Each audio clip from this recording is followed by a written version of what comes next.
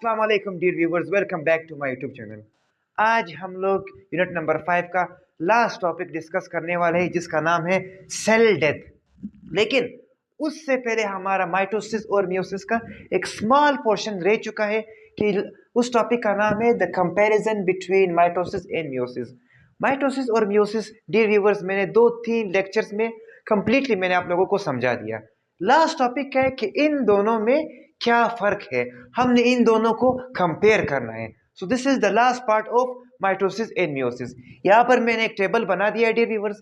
यहाँ पर मैंने माइटोसिस के क्वालिटीज लिखे, यहाँ पर मियोसिस के। तो चलो आकर पढ़ते हैं कि what are the differences between mitosis and meiosis. सबसे पहले जो डिफरेंस है वो ये है कि mitosis occurs in somatic sales.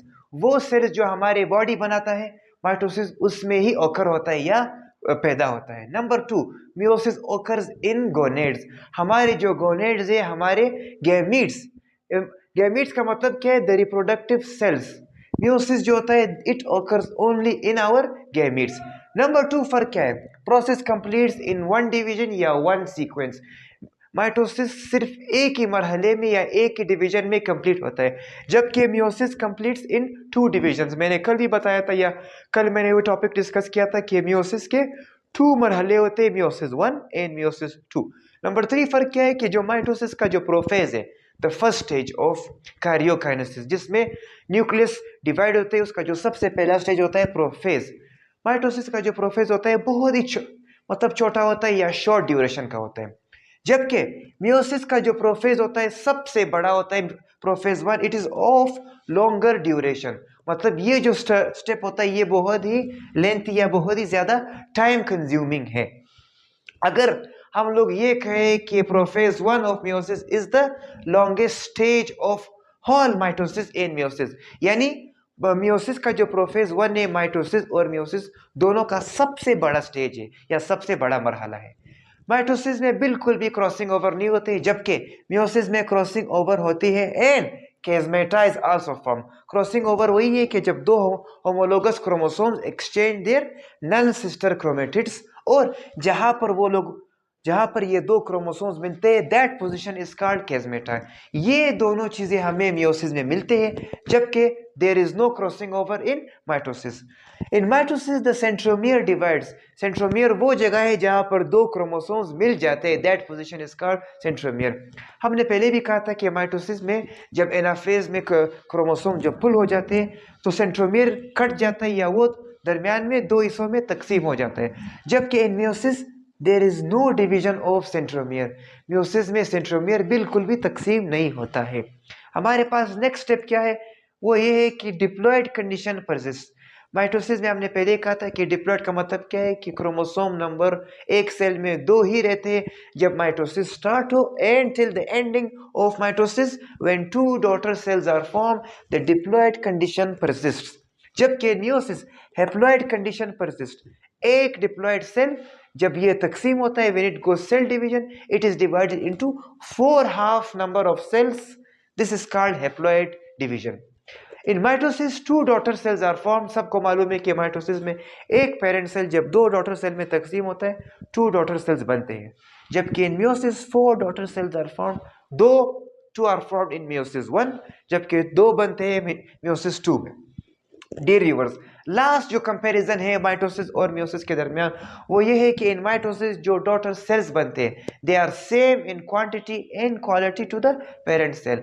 मतलब वो अपने पेरेंट सेल में बिल्कुल मिकदार या मियार दोनों में ही सेम होते हैं, जबकि ये केस मियोसिस में बिल्कुल भी नहीं है। In meiosis the daughter cells are different from parent cell in quality and quantity, जबकि मियोसिस में जो डॉटर सेल्स बनते हैं वो मियार और मिकदार दोनों में ही अपने पेरेंट सेल से डिफरेंट या मुख्तलिफ है।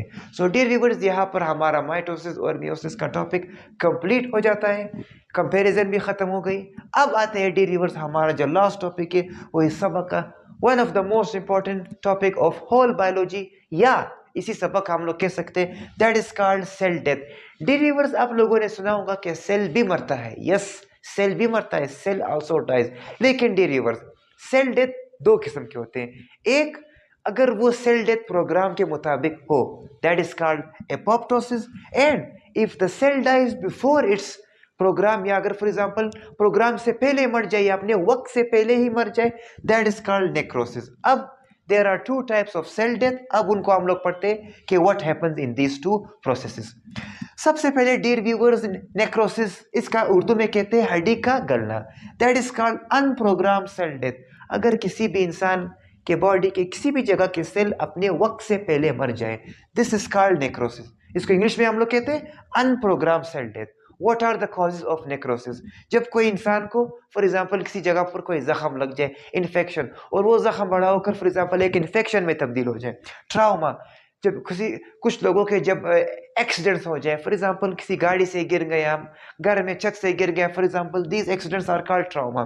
कोई खतरनाक बीमारी हो, कैंसर, या फॉर एग्जांपल उसको किसी बॉडी की किसी जगह पर इंजरी, जख्म हो जाए, ये वजूहात होते हैं नेक्रोसिस के, जब हमारे बॉडी के सेल्स अपने वक्त से पहले मर जाए।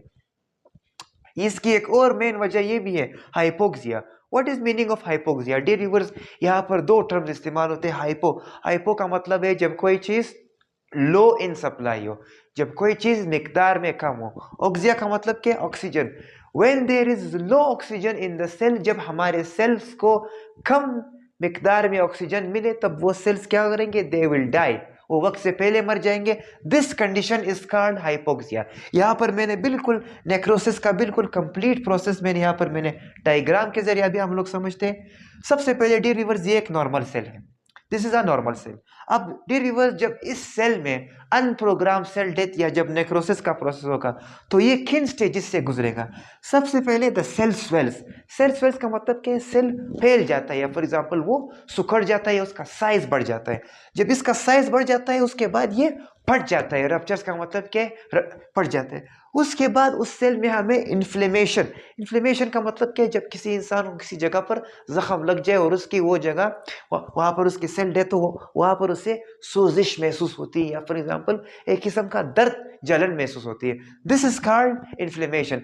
अब यहाँ पर डियर व्यूअर्स, हम लोगों ने आई थिंक यूनिट नंबर 4 में पढ़ा था कि लाइसोसोम्स एक एंजाइम होते हैं जो हमारे बॉडी के डाइजेस्टिव एंजाइम्स को, या फॉर एग्जांपल हमारे एंजाइम्स को ये क्या करते हैं? ये ईट अप करते हैं, या फॉर एग्जांपल हमारे बॉडी को डाइजेस्टिव कंपोनेंट्स को ये खाते हैं। यहाँ पर लाइसोसोम्स का रोल ये आता है कि वो यहाँ पर लाइसोसोम्स क्या करते हैं कि ये जो आपको नजर आ रहा है, ये जो सेल से फॉर एग्जांपल कंपोनेंट्स निकल जाते हैं, यहाँ पर लाइसोसोम्स इनको खाते हैं, जिसके नतीजे में हमारे बॉडी में इन्फ्लेमेशन होती है। This is called necrosis. ये है unprogram cell death.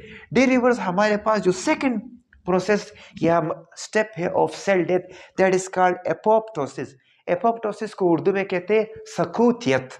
Dear viewers, अगर किसी इंसान की या फॉर एग्जांपल हमारे बॉडी के सेल्स अपने वक्त के मुताबिक मर जाए, जिसे हम कहते हैं इंग्लिश में the program cell death, this process is called apoptosis.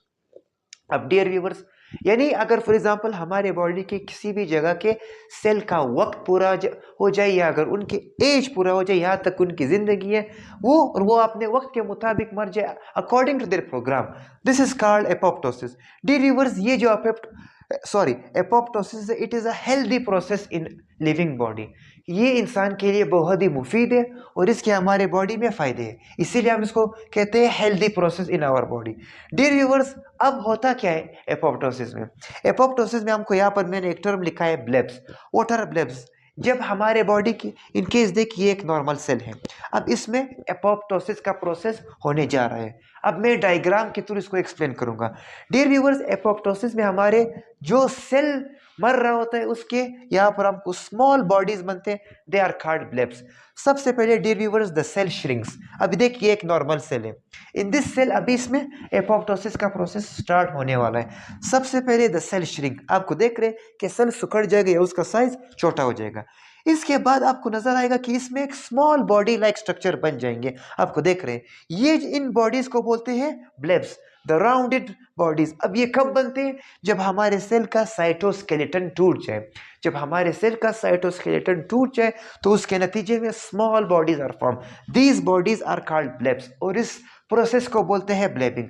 अब ये आगे जाकर यहाँ पर फिर हमारे बॉडी के डिफेंस सिस्टम आती है, जिसे हम कहते हैं, मैं अक्सर में इस वाइट ब्लड सेल जो WBC है, सॉरी इसको मैं कहता हूँ कि हमारे बॉडी के पुलिस वाले हैं, बिकॉज ये हमारे बॉडी की हिफाजत करते हैं। तो जब भी सेल श्रिंक होने के बाद जब वो स्मॉल ब्लेब्स लाइक बॉडीज या स्मॉल ब्लेब्स लाइक स्ट्रक्चर में कन्वर्ट हो जाता है, फिर उसके बाद वाइट ब्लड सेल्स आते हैं हमारे जो बॉडी के डिफेंस सिस्टम में, और वो इनको फेगोसाइटोस्ट करते हैं। फेगोसाइटोसिस क्या था?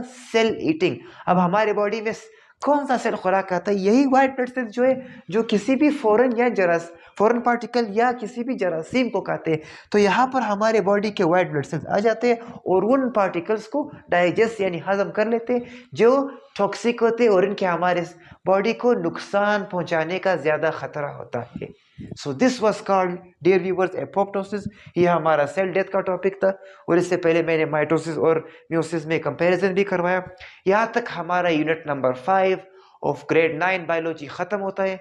आई होप कि आप लोग बहुत कुछ समझ चुके होंगे। नया टॉपिक था, मैंने मुख्तसर करके through easy words, through interesting करके डायग्राम ड्रॉ करके, मुख्तलिफ किस्म के पेन्स फॉर एग्जांपल मुख्तलिफ किस्म के मार्कर्स इस्तेमाल करके कि यहाँ पर हाईलाइट भी हो, और फॉर एग्जांपल क्या कहते हैं स्टूडेंट्स या जो मेरे व्यूवर्स है वो अट्रैक्ट भी हो जाए, मतलब उनके लिए ये टॉपिक इंटरेस्टिंग भी लगे। आसान थ्रू वेरी इजी एक्सप्लेनेशन में अपने टॉपिक को प्रेजेंट करता हूँ। फिर भी अगर मेरे टॉपिक्स में इश्यूज है या फॉर एग्जांपल वीकनेसेस है, डियर व्यूअर्स आप मेरे कमेंट सेक्शन में लिख सकते हैं, मुझे कमेंट कर सकते हैं। ओके, तो मेरे वीडियोस को वॉच करें, शेयर करें और सब्सक्राइब करें, और सब्सक्राइब करना ना भूलें, और till watch my videos till the end. Okay, तभी आप लोगों को समझ आ जाएगा, then we will get the complete information कि इस वीडियो में मेन पॉइंट क्या है। डियर व्यूअर्स, एजुकेशनल वीडियो अगर आप एक भी मिनट मिस कर दें तो बाकी जितना भी आप लोगों ने सुना है वो इस तरह है कि फॉर एग्जाम्पल बिल्कुल भी किसी फायदे का नहीं। वाई? बिकॉज उस एक मिनट के वीडियो, उस एक मिनट के लेक्चर में शायद आपको ऐसा पॉइंट मिल जाए कि बाकी पॉइंट्स में ना हो। तो इसीलिए मैं कहता हूँ कि watch my videos till the end, and don't forget to share and subscribe. Till we meet next time, अल्लाह हाफिज।